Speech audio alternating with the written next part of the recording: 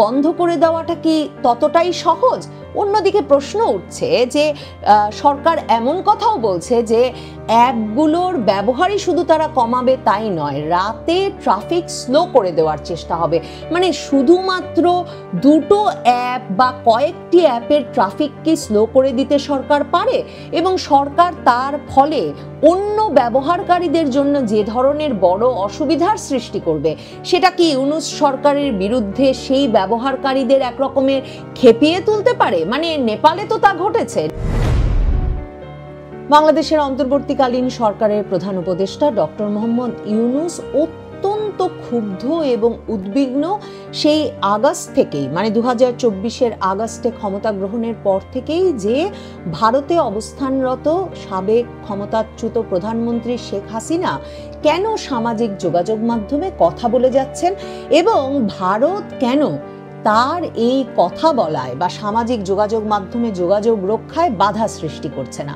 Doctor Mohammad Yunus যখন ভারতের প্রধানমন্ত্রী নরেন্দ্র মোদীর সঙ্গে প্রথম দ্বিপাক্ষিক বৈঠকের সুযোগ পান এবছর মার্চ মাসে, তখন তিনি সরাসরি এই দাবি তুলে ধরেছিলেন নরেন্দ্র মোদীর কাছে যে শেখ হাসিনার সামাজিক যোগাযোগ মাধ্যমে সকল রকম কথাবার্তা যেন বন্ধ করে দেন নরেন্দ্র মোদী বা ভারত সরকার। দেখেন, তার আগে সামাজিক যোগাযোগ মাধ্যমে শেখ হাসিনা কথা বলবেন এই ক্ষোভের বহিঃপ্রকাশ হিসেবে কিন্তু 3 দিন 4 রাত ধরে ধানমন্ডি 32 নম্বরের বাড়ি বুলডোজার দিয়ে ভাঙা হয়, গুড়িয়ে দেওয়া হয়, অগ্নিসংযোগ করা হয় এবং এটাকে একটা যুক্তিসঙ্গত মানে ক্ষোভের বহিঃপ্রকাশ হিসেবে বর্ণনা করা হয় যে শেখ হাসিনা যেহেতু ক্ষমতাচ্যুত হওয়ার পর ভারত থেকে সামাজিক যোগাযোগ মাধ্যমে অর্থাৎ ফেসবুক লাইভে এসে বাংলাদেশ আওয়ামী লীগ পেজে কথা বলছেন, কাজেই সেই ক্ষোভের বহিঃপ্রকাশ হিসেবে তার ওই বক্তৃতার সময়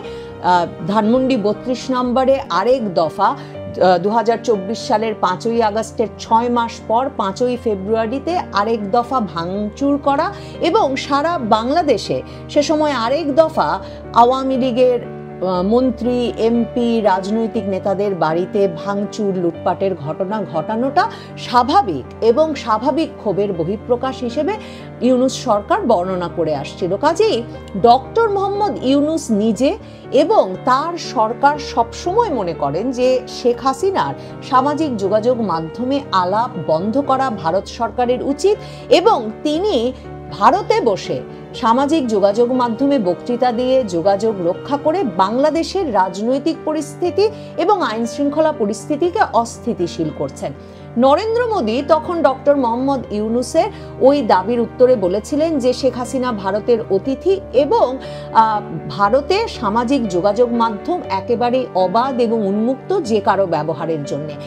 নরেন্দ্র মোদী যে ডক্টর মোহাম্মদ ইউনূসের দাবির জবাবে একথা বলেছিলেন, সেটা আমরা বেশ কয়েক মাস পর থেকে বারবার ডক্টর মোহাম্মদ ইউনূসের মুখেই শুনেছি, আল জাজিরার সঙ্গে সাক্ষাৎকারে, বিবিসির সঙ্গে সাক্ষাৎকারে। এবং ডক্টর মোহাম্মদ ইউনূস সরাসরি ক্ষোভ প্রকাশ করে বলেছেন যে প্রতিবেশী দেশ বাংলাদেশে রাজনৈতিক পরিস্থিতি, আইন শৃঙ্খলা পরিস্থিতি অস্থিতিশীল করে তুলতে ভূমিকা রাখছে শেখ হাসিনাকে ভারতে বসে কথা বলতে দিয়ে। এই অবস্থায় এখন যখন গত প্রায় মাস দেড়েক দুয়েক ধরে বাংলাদেশ জুড়ে আওয়ামী লীগ এবং এর অঙ্গ সংগঠনগুলোর ঝটিকা মিছিলের সংখ্যা এবং আকার ক্রমাগত বাড়ছে, কোনোভাবেই গ্রেফতার করে পুলিশি তৎপরতা বৃদ্ধির জন্য পুলিশের জন্য পুরস্কার ঘোষণা করে সামাজিকভাবে আহ্বান জানিয়ে যে আওয়ামী লীগ এবং এর অঙ্গ সংগঠনের নেতাকর্মীদের যাতে সাধারণ জনগণ ধরিয়ে দেয়, এ ধরনের আহ্বান জানিয়ে মাইকিং করে, মানে নানা রকম প্রক্রিয়া ব্যবহার করে, আর সবচেয়ে বড় কথা প্রধান উপদেষ্টার নেতৃত্বে, কখনো বা স্বরাষ্ট্র উপদেষ্টার নেতৃত্বে ঘন ঘন জরুরি বৈঠক করেও ঠিক কিভাবে আওয়ামী লীগের মিছিল কমিয়ে আনা যাবে, আওয়ামী লীগ এবং তার অঙ্গ সংগঠনের মিছিলের আকার এবং যে ফ্রিকোয়েন্সিতে, মানে যতটা ঘন ঘন দেশের বিভিন্ন জায়গায় ঘটছে, সেই মিছিল কি করে বন্ধ করা যাবে, সরকার তা বের করতে পারছে না। গত সপ্তাহে আওয়ামী লীগের একটা মিছিল প্রচেষ্টা থেকে রাজধানীতে একটা মিছিলের প্রচেষ্টা চলাকালে, মানে যখন জড়ো হচ্ছিলেন, তখনই আইন শৃঙ্খলা রক্ষাকারী বাহিনী, সেনাবাহিনী গিয়ে 250 জনের মতো ব্যক্তিকে আওয়ামী লীগ এবং তার অঙ্গ সংগঠনের নেতাকর্মীদের গ্রেফতার করে। এখন সরকার বলছে যে ওই 250 জনের মধ্যে শতাধিকের বেশি নাকি দুটো অ্যাপ ব্যবহার করে নিয়মিত তাদের দলের নেত্রী, তাদের প্রধান নেত্রী শেখ হাসিনার সঙ্গে যোগাযোগ রাখতেন। আওয়ামী লীগ এই যে 1 বছরও না যেতে যেতে এতটা সংগঠিত হয়ে উঠল এবং সারা বাংলাদেশ জুড়ে এত এত গ্রেফতার, হামলা, মামলার পরেও মিছিল করে সরকারকে এবং বিরোধী রাজনৈতিক পক্ষগুলোকে একরকমের ব্যতিব্যস্ত এবং আতঙ্কিত করে তুলল। আওয়ামী লীগ এবং তার অঙ্গ সংগঠনের নেতাকর্মীরা বলছেন তার একটা বড় কারণ যে শেখ হাসিনা সেই আগস্ট থেকেই, মানে গত 1 বছর ধরেই ভারতে বসে দলের একেবারে তৃণমূল পর্যায়ের নেতা কর্মীদের সঙ্গেও একেবারে নিবিড় যোগাযোগ রাখছেন, সরাসরি ব্যক্তিগত যোগাযোগ রাখছেন। বরং আগস্টের পর আর যেহেতু কোনো কর্মকর্তা বা কোনো প্রহরা, কোনো সীমাবদ্ধতা, কোনো মানে শেখ হাসিনার সঙ্গে যোগাযোগের ক্ষেত্রে আর কেউ বাধা হয়ে দাঁড়াতে পারছেন না এবং আনুষ্ঠানিকতা কমে এসেছে, শেখ হাসিনাও এই সুযোগটা কাজে লাগিয়ে তৃণমূলের একেবারে নবীন নেতা কর্মী সংগঠকদের সাথেও নিবিড় যোগাযোগ রাখছেন, ব্যক্তিগত সম্পর্ক গড়ে তুলেছেন। অনেকে রীতিমতো ফেসবুকে এসে বা তাদের বক্তব্যে এমন কথাও বলছেন যে জেল থেকে বেরিয়ে একজন ছাত্রলীগ নেতা তার পরিবারের সদস্যদের ফোন পাওয়ার আগে প্রথম ফোন পাচ্ছেন শেখ হাসিনার। এসব আবেগময় নানা রকম অভিজ্ঞতার কথায় সারা বাংলাদেশে আওয়ামী লীগ এবং তার অঙ্গ সংগঠনের নেতাকর্মীদের মধ্যে একটা ব্যাপক চাঞ্চল্য সৃষ্টি হয়েছে নেত্রীর সঙ্গে সরাসরি যোগাযোগের ফলে। সম্ভবত ডক্টর মোহাম্মদ ইউনূসের সরকার, স্বরাষ্ট্র উপদেষ্টা এবং আইন শৃঙ্খলা রক্ষায় নিয়োজিত শীর্ষ কর্মকর্তাবৃন্দ এখন এটাই ভাবছেন যে শেখ হাসিনার সাথে যদি আওয়ামী লীগ এবং তার অঙ্গ সংগঠনের নেতাকর্মীদের সংযোগ বিচ্ছিন্ন করা যায়, তাহলে দলটি যে একটা উজ্জীবিত অবস্থায় আছে, একটা মোমেন্টাম পেয়েছে, একটা গতি পেয়েছে, সেই গতি কমিয়ে আনা যাবে এবং এই দলটির মিছিল, ঝটিকা মিছিল সারা বাংলাদেশ জুড়ে এর গতি, আকার এবং মানে যেই ঘন ঘন ঘটছে সেটি কমিয়ে আনা সম্ভব হবে। এবং সে কারণে এখন সরকার এই ঘোষণা দিয়েছে যে তারা দুটো অ্যাপ, যে দুটো অ্যাপ দিয়ে তারা বলছেন যে শেখ হাসিনা সবচেয়ে বেশি যোগাযোগ রাখেন তার নেতাকর্মীদের সঙ্গে, এই দুটো অ্যাপ তারা বন্ধ করে দেবেন। দেখেন, ডক্টর মোহাম্মদ ইউনূসের সরকার যেই প্রেক্ষাপটে বাংলাদেশে ক্ষমতায় এলেন, সে সময় শেখ হাসিনা সরকার তার বিরুদ্ধে আন্দোলন নিয়ন্ত্রণে আনতে কিন্তু হোয়াটসঅ্যাপ এবং ফেসবুক অ্যাপ বন্ধ করে দিয়েছিল, মেসেঞ্জার অ্যাপ বন্ধ করে দিয়েছিল। এবং তারপরেও যখন দেখলো সরকার, মানে শেখ হাসিনা সরকার, যে হোয়াটসঅ্যাপ ফেসবুক বন্ধ করে দিলেও ভিপিএন এর মাধ্যমে ঠিকই যারা যোগাযোগ রাখার তারা যোগাযোগ রাখছে এবং আন্দোলনের খবর ছড়িয়ে পড়ছে, তখন কিন্তু সরকার একসময় ইন্টারনেটই বন্ধ করে দেয়। কারণ সরকার তখন এটাও আবিষ্কার করে যে হোয়াটসঅ্যাপ, ফেসবুক ছাড়াও আরো অনেক অনেক যোগাযোগের অ্যাপ রয়েছে যেগুলোতে বিশেষভাবে তরুণ সমাজ বা যারা যোগাযোগ রক্ষা করতে চায় তারা মুহূর্তের মধ্যেই সেই অ্যাপ ব্যবহারগুলো শিখে নিতে পারে। যেমন 2024-এর জুলাই আগস্টের ওই আন্দোলনটার সময়েই কিন্তু সিগন্যাল খুব গুরুত্বপূর্ণ একটা ভূমিকা রাখে বাংলাদেশের তরুণদের মধ্যে যারা সেই আন্দোলনে যুক্ত হয়েছিলেন। এমনকি এই যে এখন ডাকসুর জিএস SM ফারহাদের এমন সাক্ষাৎকার কিন্তু সংবাদ মাধ্যমে দেওয়া আছে যে তারা আন্দোলনের সংগঠক এবং নেতৃত্ব পর্যায়ে থাকার কারণে জানতেন বা আশঙ্কা করতেন যে সরকার যে কোনো সময় অ্যাপ তো বটেই, এমনকি ইন্টারনেট কমপ্লিট শাটডাউনে যেতে পারে, ইন্টারনেট সম্পূর্ণত বন্ধ করে দিতে পারে।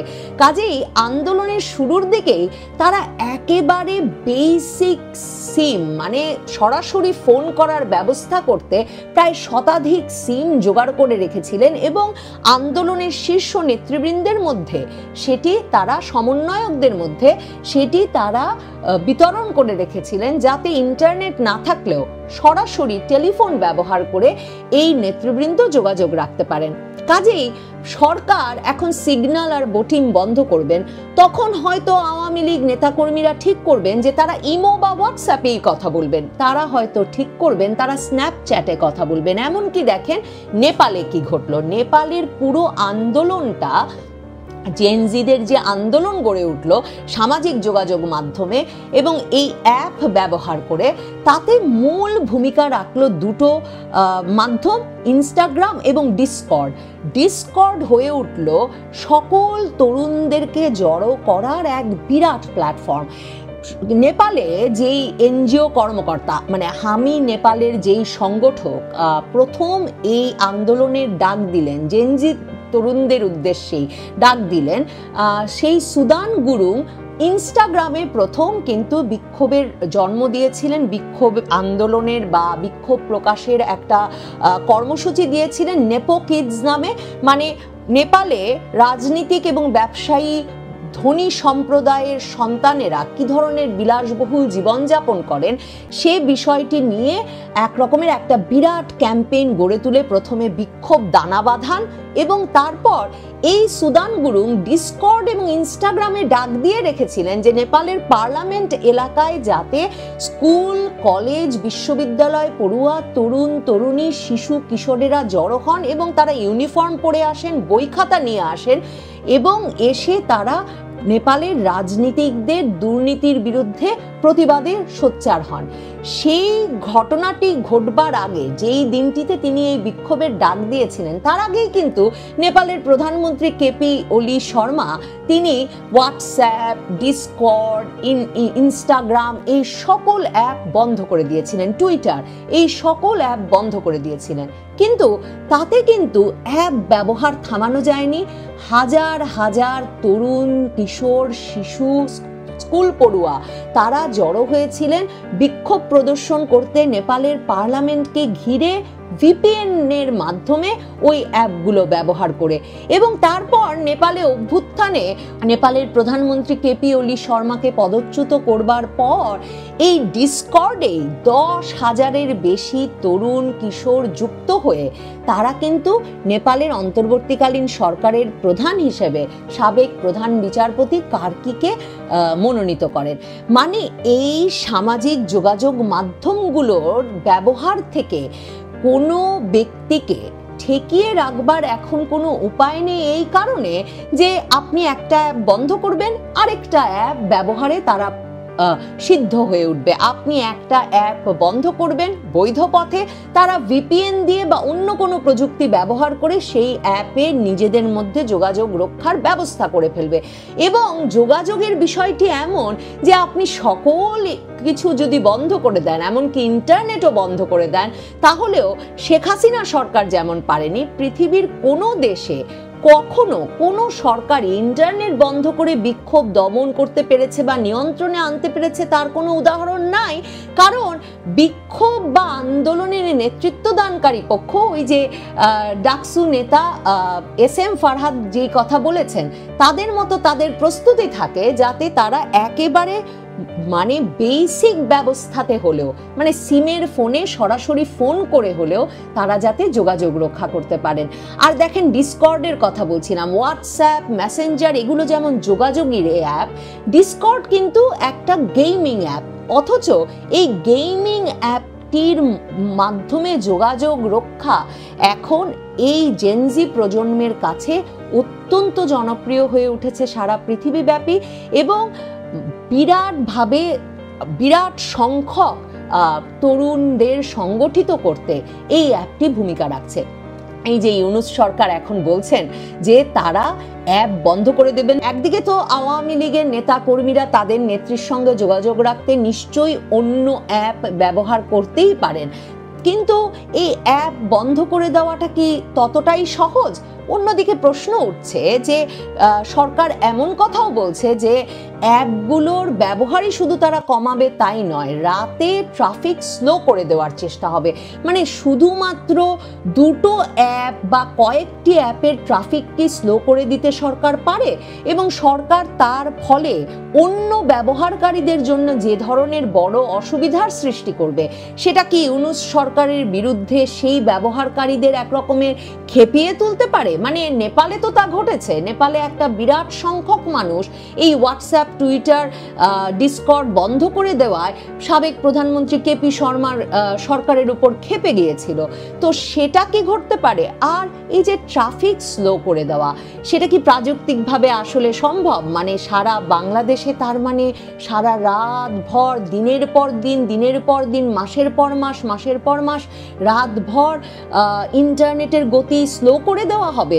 তাহলে ইন্টারনেটের গতি স্লো করে দিলে ইন্টারনেট ভিত্তিক কাজ যারা করেন, মানে যারা কন্টেন্ট তৈরি করেন, যারা ফ্রিল্যান্সের কাজ করেন, তারা কি করে তাদের কাজগুলো চালিয়ে যাবেন? মানে শুধু অ্যাপের গতি কি কমানো সম্ভব? এসব প্রশ্ন কিন্তু প্রযুক্তি বিশেষজ্ঞরা তুলছেন। তবে সবচেয়ে বড় কথা যেটা অভিজ্ঞ জনেরা যখনই যে দেশেই সরকার এ ধরনের উদ্যোগ নিতে গেছেন কোনো না কোনো উদ্বেগের কারণে, তখন যে কথা বলেছেন সেই কথাটি সবচেয়ে গুরুত্বপূর্ণ, যে আওয়ামী লীগের মিছিল, ঝটিকা মিছিল বন্ধ করতে বা আওয়ামী লীগের নেতা কর্মী সমর্থকদের সঙ্গে তাদের নেত্রীর সম্পর্ক ছিন্ন করতে বাংলাদেশের সীমানার ভেতরে অ্যাপ বন্ধ দিয়ে যেই প্রক্রিয়া শুরু হচ্ছে, সেটা কি কোনো রাজনৈতিক বা সামাজিক সমাধান সত্যি এনে দেবে? সেটা কি সত্যি আওয়ামী লীগের সংগঠিত হওয়া ঠেকাতে পারবে, নাকি এটা আওয়ামী লীগের, বিশেষ করে আওয়ামী লীগের তরুণ নেতা কর্মী কিংবা ছাত্রলীগের মতো তরুণদের সংগঠনগুলোতে তরুণদেরকে আরো বেশি উদ্গ্রীব এবং উদ্বুদ্ধ করে তুলবে নতুন কোনো অ্যাপে, নতুন কোনো যোগাযোগ মাধ্যমে নিজেদের মধ্যে সংযোগ গড়ে তুলতে?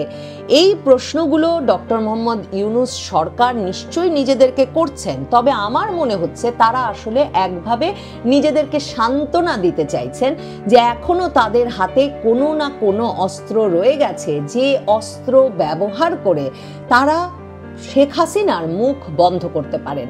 কারণ ডক্টর মোহাম্মদ ইউনূস শেখ হাসিনা যতবার কথা বলেন, শেখ হাসিনার যতবার কোনো যোগাযোগের উদাহরণ বা যোগাযোগের কথা খবর ছড়িয়ে পড়ে, ততবার তিনি এক ধরনের বিশেষভাবে ক্ষুব্ধ হয়ে ওঠেন, এতটাই উদ্বিগ্ন হয়ে ওঠেন যে তার ফলে তার চিরবিরানি তিনি সরকারের শীর্ষ ব্যক্তিদের মধ্যে ছড়িয়ে দেন, এবং সম্ভবত তিনি ধমকাধমকি করছেন এবং একরকমের ব্যাপক চাপে রেখেছেন তার পারিষদবর্গকে, যে তারা কেন শেখ হাসিনার কথা এত মাসেও বন্ধ করতে পারেনি। এবং সে কারণে আমার ধারণা সরকারের উর্বর মস্তিষ্ক থেকে এ ধরনের একটা সমাধান বেরিয়েছে।